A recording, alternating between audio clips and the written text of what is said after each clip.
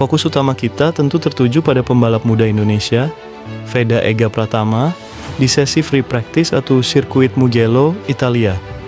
Mengapa Veda yang sempat tampil sangat stabil di awal sesi, tiba-tiba harus terlempar ke posisi 20 di menit-menit akhir? Penurunan posisi ini bukan disebabkan oleh masalah teknis yang fatal, melainkan akibat perubahan drastis kondisi lintasan yang gagal dieksekusi di menit kritis. Sebelum lanjut, like dan subscribe dulu channel ini. Sudah? Yuk kita bahas. Sesi free practice satu kali ini harus dimulai dalam kondisi lintasan yang sepenuhnya basah setelah diguyur hujan deras. Pada 15 menit awal jalannya sesi, penampilan Veda Ega Pratama sebenarnya tergolong sangat rapi dan stabil. Veda langsung keluar untuk mencari racing line ideal dan berhasil mempertahankan posisinya dengan konsisten di papan tengah saat sirkuit masih basah kuyup. Namun, dinamika kelas Moto3 berubah drastis saat memasuki 10 menit terakhir sesi. Lintasan yang terus dilewati motor perlahan mulai membentuk jalur kering atau dry line di beberapa titik. Perubahan ini memicu para rival untuk mulai menaikkan tingkat agresivitas dan melakukan time attack. Di fase krusial inilah Veda mulai mengalami kesulitan. Perubahan kondisi sirkuit dari basah ke semi kering membuat temperatur ban basah pada motor Veda meningkat terlalu cepat, yang berdampak pada menurunnya stabilitas traksi saat keluar tikungan. Di saat pembalap lain terus mempertajam waktu di lap-lap akhir, catatan waktu Veda justru tertahan karena kehilangan momentum di sektor-sektor cepat Mugello. Mari kita bedah data hasil resmi Moto Timing yang baru saja dirilis. Di posisi puncak, kita melihat Adrian Fernandez tampil sangat dominan.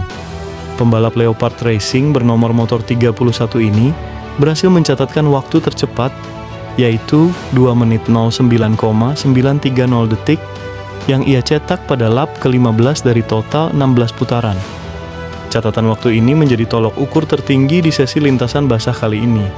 Sementara itu, Veda Ega Pratama harus puas berada di posisi ke-20 dengan catatan waktu terbaik 2 menit 12,954 detik. Jika kita kalkulasi secara matematis, terdapat selisih jarak atau gap sebesar 3,024 detik antara Veda dengan pembalap tercepat di posisi puncak. Jika kita perhatikan detail datanya, waktu terbaik Veda ini diraih pada lap ke-11 dari total 12 putaran yang dijalankannya. Artinya, sesi Veda selesai lebih awal dan ia tidak sempat memaksimalkan putaran tambahan saat kondisi lintasan berada di titik paling optimal menjelang bendera checkered flag dikibarkan. Hasil FP1 di lintasan basah ini menjadi pelajaran dan bahan evaluasi yang sangat konkret bagi Honda Tim Asia. Fakta bahwa Veda mampu tampil kompetitif di fase awal menunjukkan bahwa feeling dasarnya pada kondisi basah sebenarnya sudah cukup baik. Fokus utama tim untuk sesi berikutnya adalah melakukan penyesuaian setup agar motor tetap stabil ketika karakter lintasan berubah menjadi semi kering.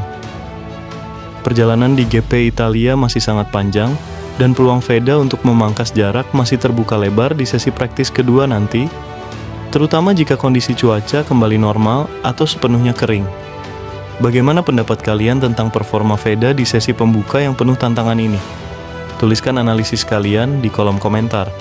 Terima kasih sudah menyimak analisis berbasis data kali ini. Sampai jumpa di video pembahasan berikutnya.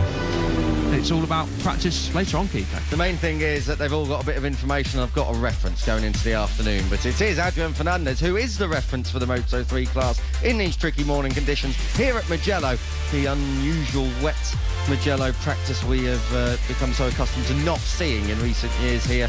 But never mind, hopefully it dries out a little bit later on. He's ahead of Esteban and Kido, Zuriarte and Buchanan completing your top 5. Further down the order, we've already highlighted a few names down there. Munoz in 14th, Valentin Peroni down there in 19th place. And then we move on to the third page. Veda Pratama, Ruse Yamanaka and David Almanza with a little bit more work to do. Likewise, Alvaro Carpe 23rd. But as El says, nothing to worry about too much, and the track will be much better, Nick, later on. Moto2 is coming up next. I'm out of here. Lewis Sotheby is already ready and chomping at the bit. He's up here with El. Moto2 next. Enjoy!